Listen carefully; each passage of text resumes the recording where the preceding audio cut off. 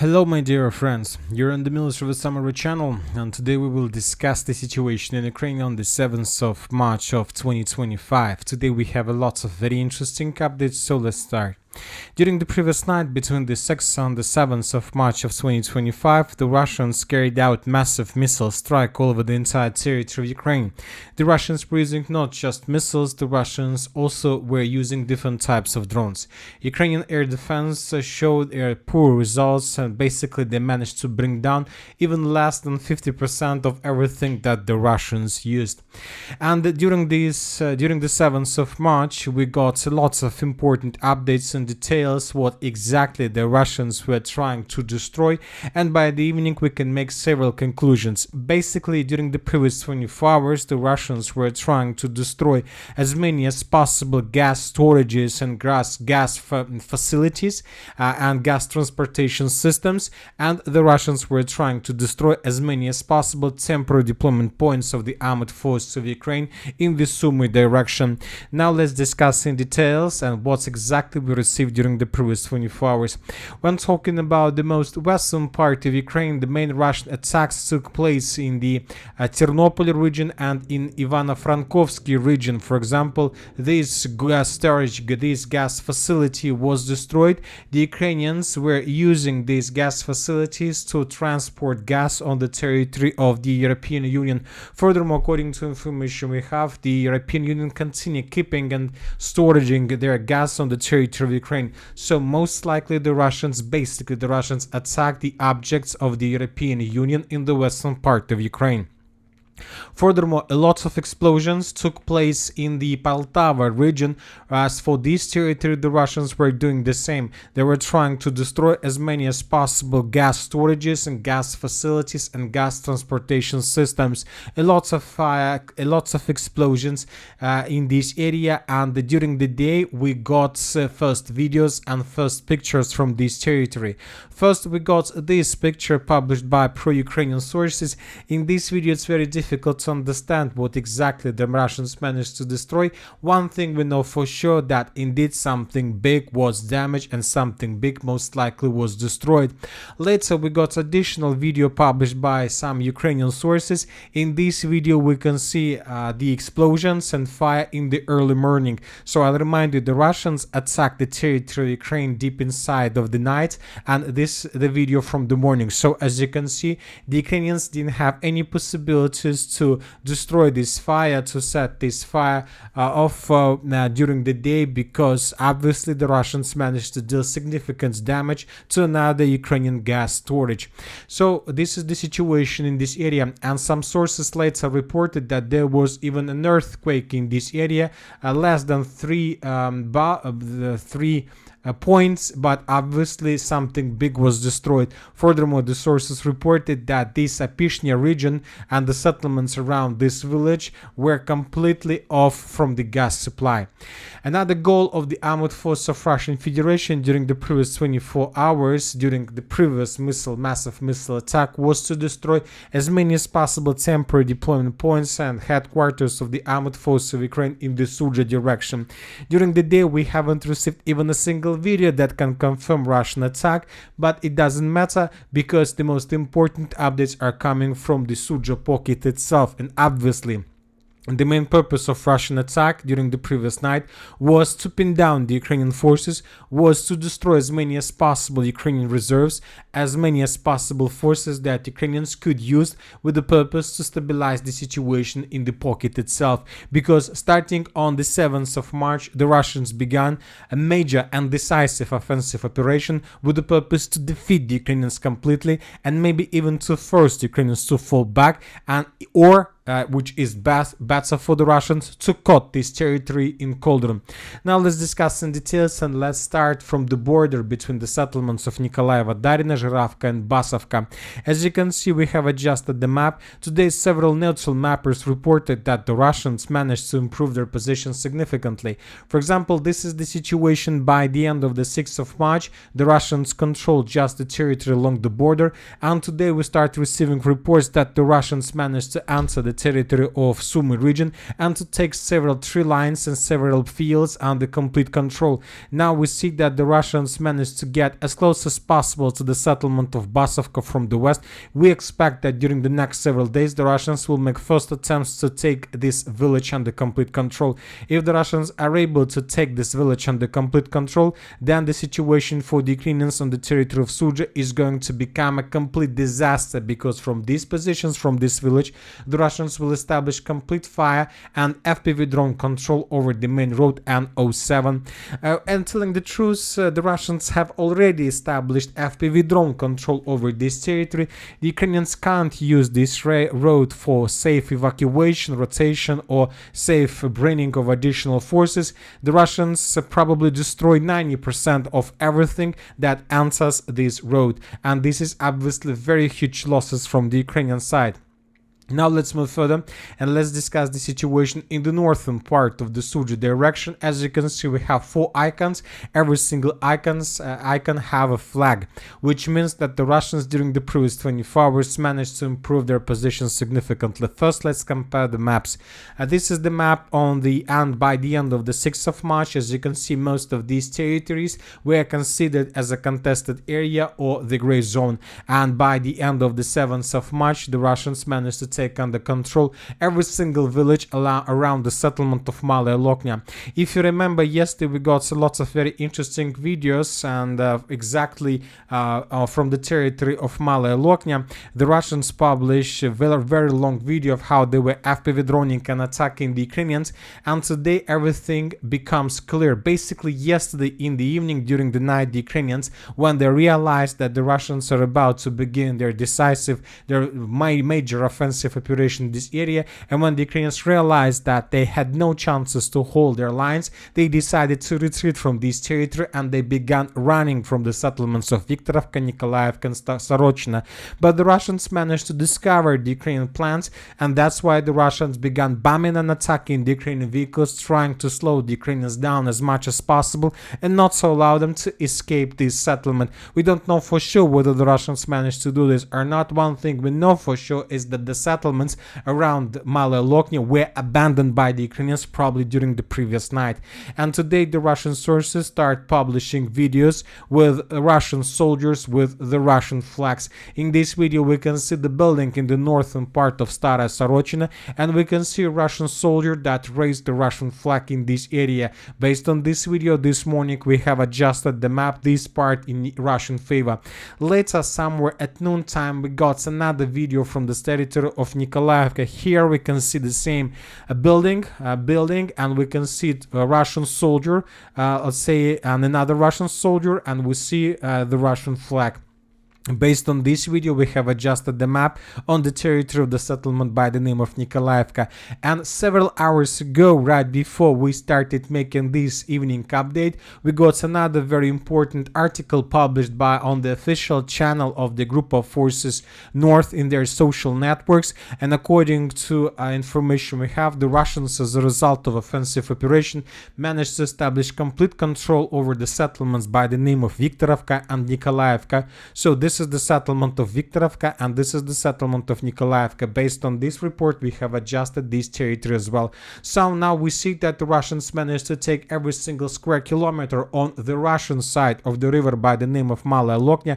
This is the river, and the Ukrainians tried to hold their positions on another bank of the same river, and now the Russians have a very interesting puzzle how to cross the river and how to begin offensive operation and to force the Ukrainians to fall back from the territory of the former women prison. But we believe that the Russians are not going to attack this way. They're going to, but this is not going to be the primary attack. We believe that the Russians this night are going to intensify their activities along the railways with the purpose to attack Malaya Loknya from the north, and most likely the Russians are going to attack the same settlement from the east, and with the purpose to shorten the distance to get as close as possible to the village itself and to force the Ukrainians in the end to fall back from this territory. We believe that probably by morning Monday, the settlement of Maloloknya would fall completely in Russian hands, and Ukrainians will try to retreat towards the settlement of Yuzhny. So the northern pocket is about to be taken by the Russians. Now let's discuss the situation in the most southern part of the Sumy direction, where, according to information we have, during the previous 24 hours, the Russians managed to break through the Ukrainian defense belt and to take under control significant territories. During the previous night, the Russians were bombing and attacking this territory with FAB 3000s, with FAB 1500, with the purpose to destroy as many as possible Ukrainian temporary deployment points, Ukrainian strongholds, warehouses, ammo depots. And after the Russians made a hellfire, let's say scorched earth on this area, the Ukrainians most likely were completely demoralized and were forced to fall back, because by the end of the 7th of March, several resources reported the significant progress and breakthrough of the armored force of Russian Federation to the west of the settlement of Kurilovka. This information was also confirmed by neutral mappers. As you can see, the changes are significant, and the most important, that if this information is correct, then the Russians managed to shorten the distance between Russian edge positions and the road, one of the arterials the Ukrainians are using to supply their forces, to less than 600 meters, which is already means physical control over this arteria. During the previous 24 hours, the Russians published several videos of how they were destroying abandoned Ukrainian vehicles in this area, which most likely means that indeed the Russians, as a result of offensive operation, managed to cut one of two supply lines that Ukrainians used to use to support their forces on the territory of Sumy. And now let's discuss this in details as well. And if this information is correct, that the Russians managed to take this territory under control and forced Ukrainians to fall back, then the current distance between possible edge positions of the armored forces of Russian Federation in the south and in the northwest and west is basically already less than 12 kilometers. The situation for the Ukrainians is very difficult here, as you can see, and it's very difficult to understand what the Ukrainians are planning to do next, because every single day plays in Russian favor. I'm telling the truth, it's time to start thinking for the Ukrainians how to evacuate their soldiers from the Sumy direction. The Ukrainians believe that the Russians, when they restore control over the Kursk region, will not continue their offensive further deep inside of the territory of Ukraine, but we believe that this is just wishful thinking from the Ukrainian side. The Russians concentrated here significant forces, and obviously they will continue moving further in the area of Sumy, and nobody knows whether the Ukrainians are able to hold their lines in this area as well, because if Ukrainians lose Sumy, most likely the Ukrainians will lose a lot of territories later. Now let's move further and let's discuss the situation in the northern Kupiansk direction. During the previous 24 hours, during the previous days, we've been talking a lot about Ukrainian attempts to counterattack in the northern eastern part of Kupiansk. Ukrainians tried to dig in deeper between the river of Oskol and the settlements of Liman Pershi and Sinkovka, but most likely those attacks were repelled by the Russians and the Ukrainians were forced to fall back. Furthermore, the Ukrainians during the previous days made a lot of attempts to get as close as possible to the road R79 between the settlements of Zapma and Dvorichne, but most likely those attacks were also repelled by the Russians and the Ukrainians were forced to fall back. Today the Russians took initiative once again in their hands and they began their offensive operation further. But as for the previous 24 hours, the main activities of the Russian forces were discovered and spotted on the line from the river of Oskol in the direction of Krasnaya Pershi, and the Russians managed to improve their positions in the vicinity of the village by the name of Topoli.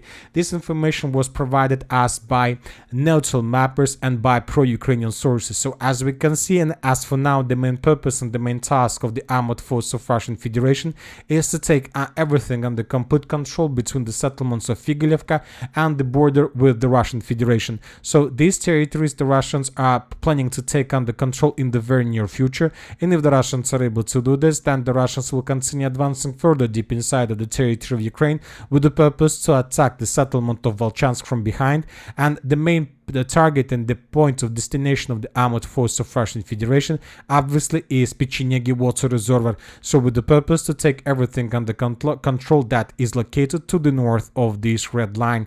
So this will allow the Russians to get some rights for the Kharkiv region as well, and maybe even to make some constitution referendum with the purpose to declare or to recognize these territories also as a part of Russian Federation before the beginning of the negotiation process, and then began to demand the Ukrainian side to fall back from these territories as a part of Russian Federation.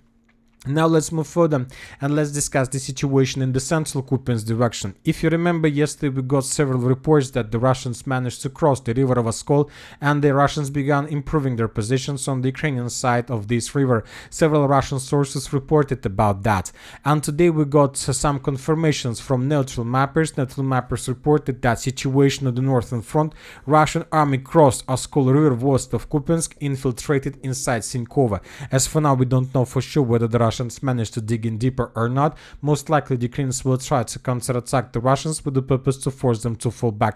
But as we discussed, if the Russians are able to take their positions there and to dig in deeper, most likely they will continue their offensive along R79 road with the purpose to attack the city of Kupiansk from the south. So the situation for the Ukrainians here is very difficult.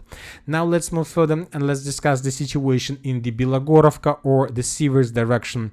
According to information we have, the armored force of Russian Federation managed to improve their position significantly further in the western direction.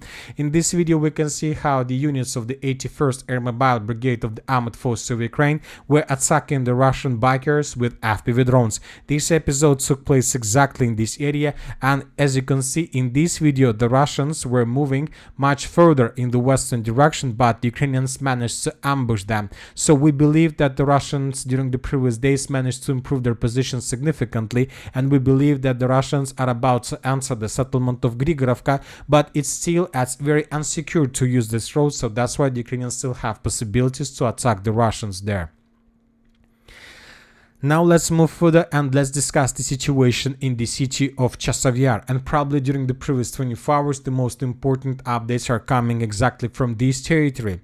Today, the Ukrainian sources of the 24th Mechanized Brigade published a video of how the Russians managed to break through the Ukrainian defense belt and to enter the most western part of the city of Chasiv Yar without any resistance from the Ukrainian side.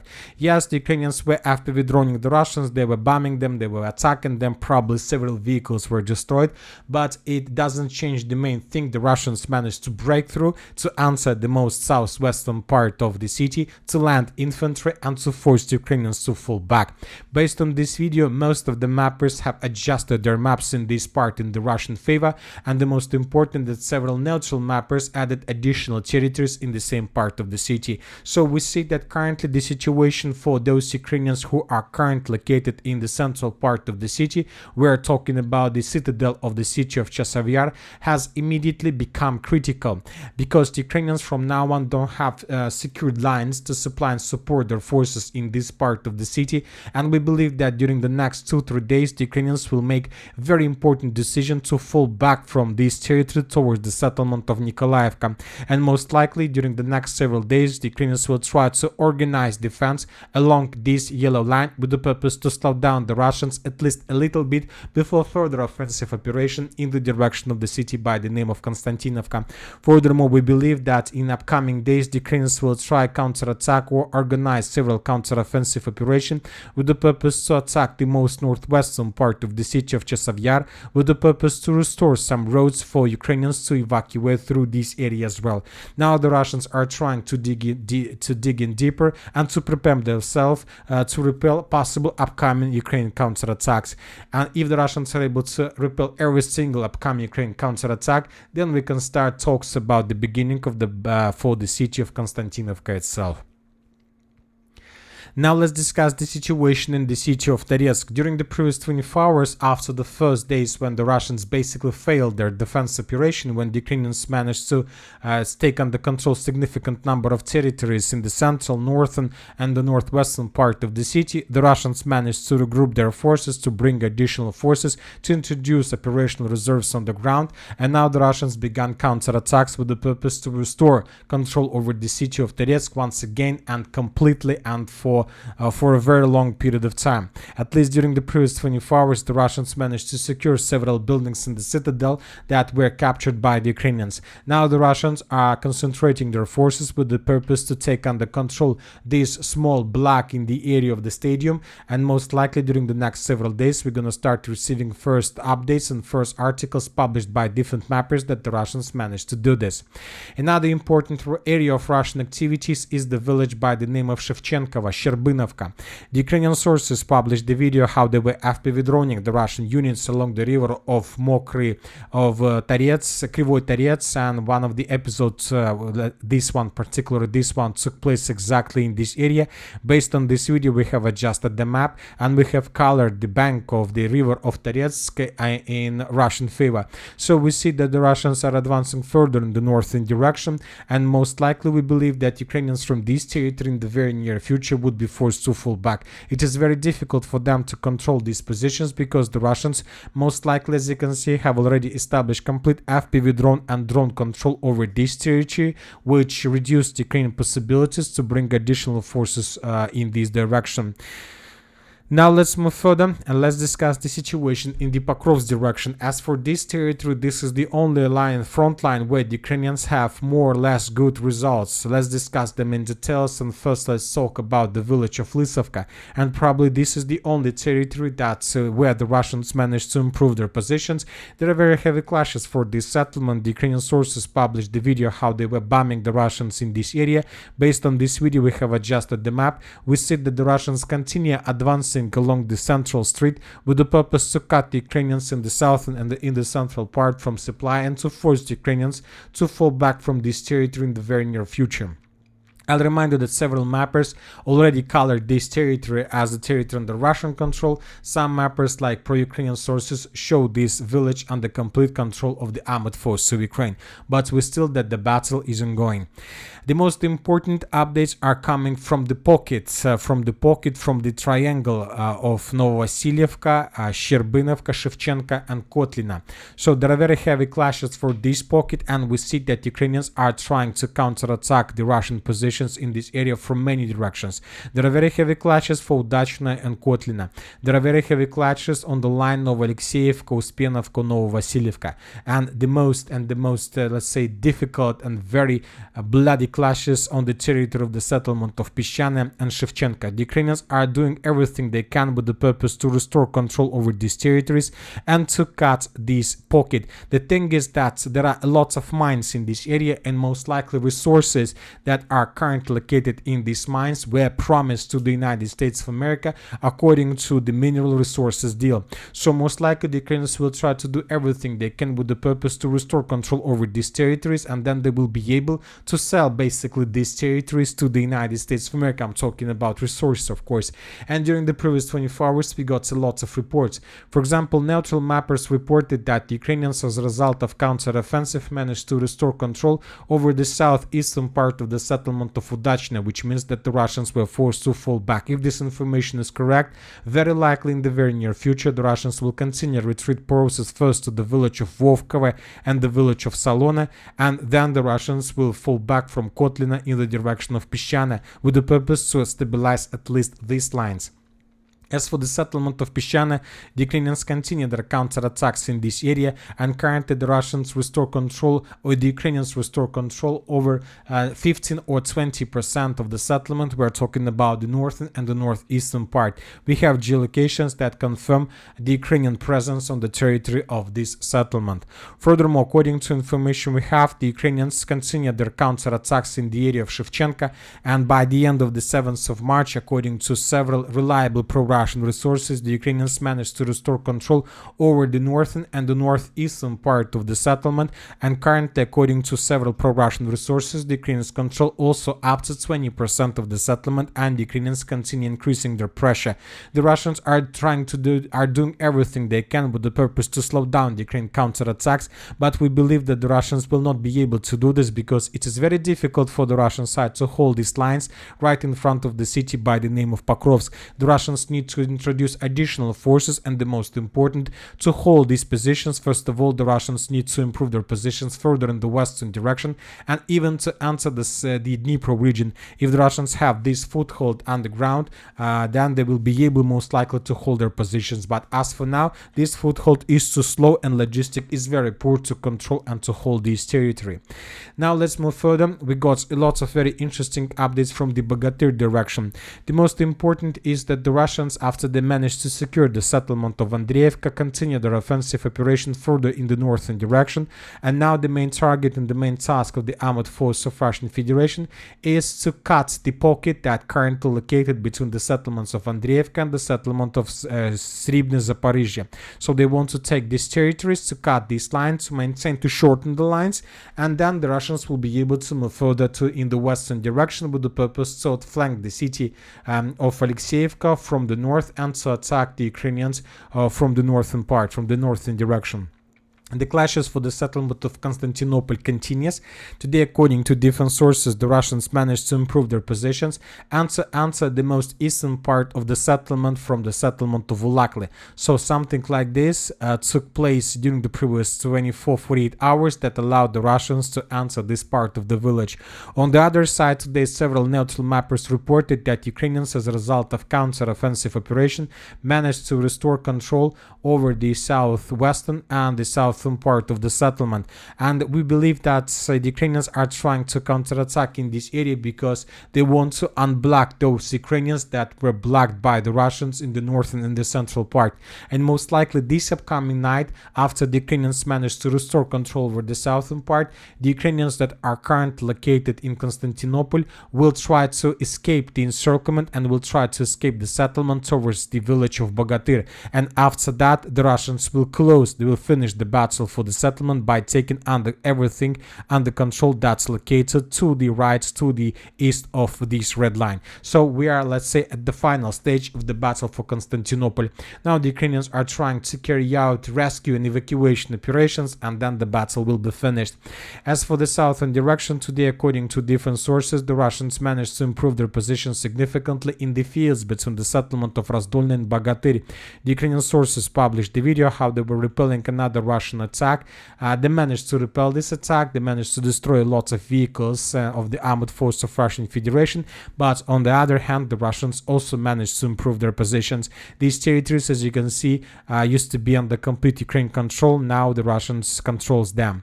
As for the South Donetsk direction, during the previous 24 hours, we haven't received anything. The last update we got was that the Russians entered the village of Vilna Polya, and that's it. We don't know exactly what is happening here right now. Maybe there are very heavy clashes, but during the day we didn't have any reports that can confirm them. And that's it for this today military summary. Channel reminds you, we condemn any violence in the world. Thank you for watching. Subscribe to my channel, put your likes, join my Patreon, and have a good day.